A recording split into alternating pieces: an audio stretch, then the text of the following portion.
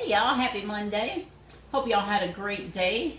I had to work a little bit late tonight over at our warehouse, so I'm late getting dinner started. It is about 7 o'clock here in Chesterfield, Virginia.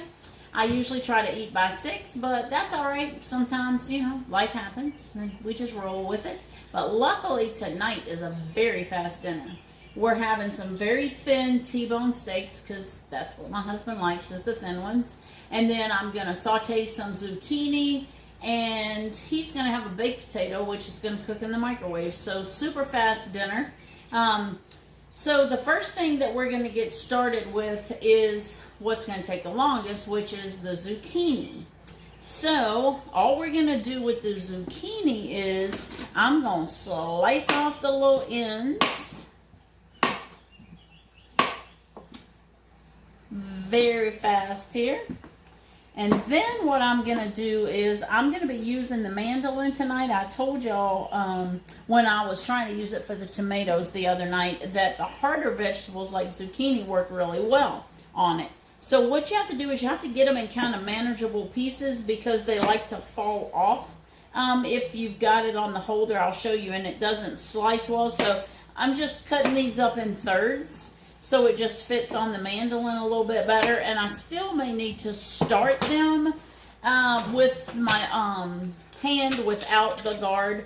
Please, if you are new to a mandolin, do not try to slice vegetables without the guard.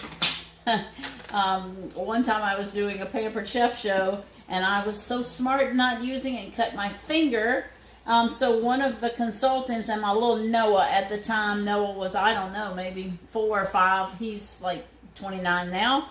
But he helped do some stuff, and the hostess, not consultant, the hostess that was doing the show for me hit between Noah and the hostess. They finished it, so it was pretty funny.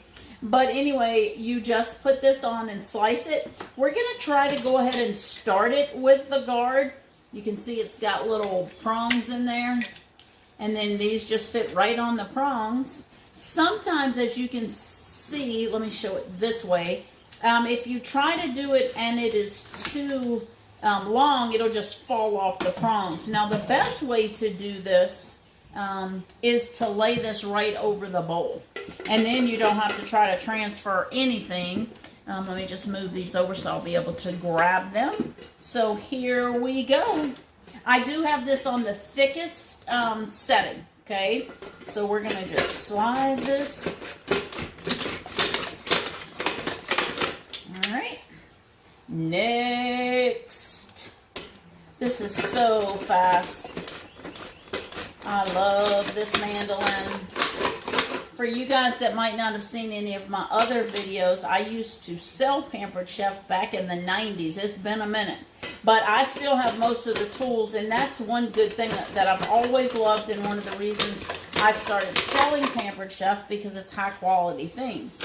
So these have lasted me really since the 90s. Is that amazing that you see, this one was a little bit small, so what I'm going to do with this one is I'm going to start it on the smaller end and use this. Now I'm going to try to put it back on here, and maybe that's going to help. See, now it'll do it. So you might have to start it till it's short enough. Just keep your fingers out of the way, because we don't need any bloody zucchini. I'm putting zucchini, Vidalia onions, and baby bella mushrooms. That's what I'm sauteing up tonight. You can put whatever you like. You can just do zucchini and maybe some yellow squash. Maybe you don't like onions and mushrooms. Leave them out. For my friends and family who are doing keto, this is a great thing to have for keto. And with keto, you might want to add some bacon. and do some bacon with it. So, but see, this one's a little bit longer too, so I'm going to, again, just start a few little pieces there. Put it back on. And this was 3 zucchinis, and we only have 1 piece left. See how fast this little thing is? And all of them, that the difference in this and slicing, especially if you don't have super good knife skills, is that You might not get them all the same thickness, but with this, they're all the same thickness and they all cook at the same time. So now, let me see if I can, I don't know if I'll be able to do my onion on this since I've cut it in half, but hey, maybe I can try. Nah, that's not going to work well because I've cut it. But let's just go ahead. I want this onion slice very thin, so we're going to just do really thin slices. If you like, now look, I want to show y'all something. I'm going to do a whole video on knife skills and how to chop and dice and fine dice and do all that. Once I get almost to the middle, I like to turn it around and start at the other end. It just keeps it from wobbling so much. It's easier to slice that way. So there's our onions. We're going to throw those right on in here with our zucchini.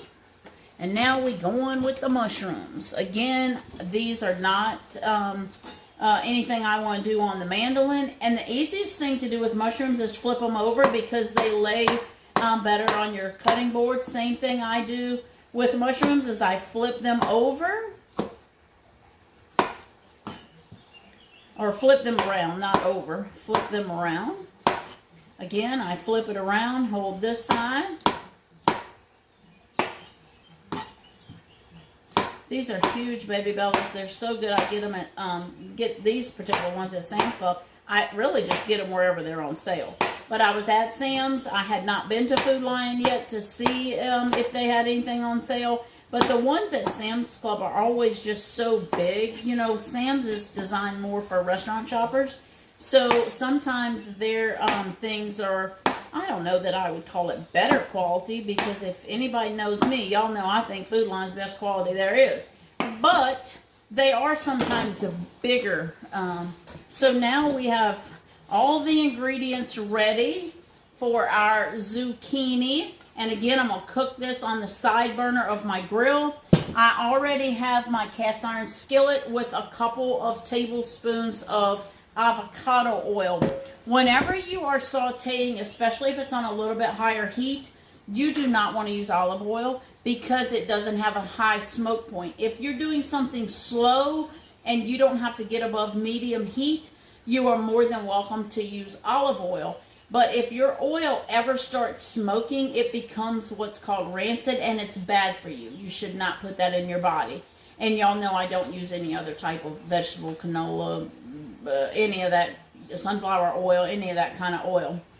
So I mainly use olive oil and avocado oil or coconut oil. So anyway, this is ready to go to the side burner of the grill, which I'll do in a few minutes. I'm going to set it out of the way right now. I am going to move the cutting board. The only other thing I'm going to be adding to that when I get outside is my real salt, organic seasoned salt. And then I'm going to put some fresh garlic in there. And you know I have my handy dandy garlic press. So I'm going to move these out of the way because whenever you add fresh garlic to your food, you should do it near the end. You don't ever want garlic to sit in oil and burn. If it starts to burn or get really brown, it can kind of give a bitter flavor to your food. So wait near the end to put your garlic in, okay? And also with seasoning, mushrooms absorb seasoning really quickly. So if I'm cooking with mushrooms, I like to try to let all of that cook some before I add in my seasoning. What I'll probably do is get that going maybe about halfway, then I'll put the seasoning, and once I stir that up a little bit, then I will go ahead and add the garlic in and finish cooking it with the garlic. So the next thing I'm going to be doing is I'm having my spicy sweet potatoes, which I told y'all I keep in the refrigerator. They're already made. It's, if for those who haven't seen this before, it's kind of just like mashed potatoes, cream potatoes, whatever you call them in your part of the world. But it's made with sweet potatoes. It's got some it's got some cayenne pepper. It's got cinnamon. It's got some maple syrup, salt, butter, and sweet potatoes. That's all it is. I put it in my food processor and blend it up till it's a nice, texture. So with my husband's baked potato, I generally cook those in the microwave. And this is olive oil in here. So I'm going to spray a little bit of olive oil on here. And then I'm just going to sprinkle a little bit of the Redmond's sea salt on there. And then what I do, see how I've got this, can y'all see this? How I've got this on the diagonal? So I just roll one side, roll the end, and roll the potato up. It's ready to go into the microwave. This side down so it doesn't come open. And I will cook it for 4 minutes. And then how you test them is you give it a squeeze. Give it a squeeze. And if it pushes in, then it's done. If it doesn't push in easily, then you need to cook it a little longer. I'll generally flip it over and cook it for about maybe another minute. And then that potato, it's typically 4 minutes per potato. If you're doing 2 potatoes or 3 potatoes, it's going to probably take closer to 8 minutes. But if you did, you would cook it 4 minutes, flip them over, and cook it another 4 minutes or 2 minutes at a time if you want to go with a 2-minute timer so it doesn't get too done. If they get too done in the microwave, they get kind of hard and dry. You don't want that, right? We don't want hard and dry potatoes. We want soft and moist and buttery. All right, so that's ready. See how quick this dinner is? So now we have 2 thin sliced T-bone steaks. And of course, you know, when I opened the package, one was big and one was little. But that's fine because my husband doesn't like a lot of steak, believe it or not. He used to. He's just gotten so he doesn't. So he's already claimed the little one. I will probably give him the tenderloin part of these. The store calls these T-bones, Food Lion called them T-bones, but this is more like a porterhouse because this is your filet mignon right here. A T-bone is more like this without that big piece. And when you have this bigger piece here, that's usually called a porterhouse steak. But anyway, I'll probably give that piece to him to eat with that, and I'll just eat this part. And this is like your strip steak. So if you buy a New York strip, you've got this, your filet mignon here. So this is a porterhouse or T-bone. And I'm going to put my Wasatch Real Salt Seasoning on here. And remember, both sides of the meat get seasoned. And really the only reason I put that olive oil on here, because it's got plenty of marbling, is just so my steak seasoning will stick to it. So I don't want a whole lot of this, although it's not going to hurt it. It's good for you. So then we'll put a little bit more seasoning on this side. Sometimes I'll do some teriyaki seasoning. Sometimes I'll do my Cocoa Aminos, which is, you know, like a soy-free soy sauce, because I don't do soy either. But anyway, look how quick that was. This is ready to go. The steaks are ready for the grill. What I'm going to do is I'm going to go outside. I'm going to fire up that grill, let it start getting warm. I'm going to put the zucchini on the side burner and start cooking that while it's heating, because these little bitty steaks right here, you want the highest heat on your grill, and you want to close the grill so it cooks super fast. Since they're so thin, they can get overdone in a minute. And I am a medium rare girl. I don't want my steak cooked to death. These are probably only going to cook for about 5 minutes. I mean, super fast. So anyway, I'm going to go on out and do that, and I will catch up with y'all when it's ready. We'll plate up and get ready for dinner. Hey, I thought y'all might like to see the magic happening over here on my grill. So here we got our zucchini sauteing here, and I'm getting ready to throw these steaks on the grill. We're going to put this big one on here first. There we go. We're going to put this little baby one over here. Now, the magic is happening. They've already got the seasoning on those. Now, when I put the seasoning, I'm getting ready to put the seasoning on here. And I don't know if I can set this up for y'all to see. But basically, when I open this seasoning, I do not want to, okay, so it's closed, right? I don't want to shake it over top, because all of that steam will get inside of your containers and cake it all up and make it so it doesn't come out, and all that steam and moisture, you don't want that inside your spices. So what I have to do is I sprinkle this into my hand and then I sprinkle that on. Okay, so I have got the seasoning in my hand and I am just going to sprinkle it all on top of there. Boom, and now all that steam is not getting inside of my container. So remember that that's cooking anywhere, on the stove or anywhere. You do not want that to happen. Okay, so never sprinkle over top of a hot pan. Always have it either in a bowl where you can just reach your fingers in and sprinkle, or sprinkle from a container into your hand before you go over a hot pan. Okay, so we've got the potato, we've got the spicy sweet potatoes. I did just spill some sour cream over here, but that is quite all right. Now we're going to put our steaks on the plate. This is my husband's steak. This is my big old steak. Now we have got our nice sauteed zucchini, onions, and mushrooms. I don't know where I'm going to put them because the steak is mighty big. But I bet you one thing, I'll be eating it because I did not have any breakfast or lunch today. I had a few nuts. I didn't feel like these plates were very colorful, and y'all know the only difference between ordinary and extraordinary is a little extra. So I just sliced up some little baby grape tomatoes, which I needed to use anyway, and I'm just going to put those on top of this zucchini to give it a little color and a little different texture. Do you see what I'm taking the time to flip those over? Just because it's prettier when they're flipped over. The seeds aren't as pretty. So I like my dishes pretty. And the other thing that I pulled out, I need to use them anyway. I had a few strawberries that are starting to get a little questionable. So I found some good ones, and I am just putting on a couple of little, can y'all see that? A couple of little strawberries and blackberries. How does that look, huh? Yum, yum.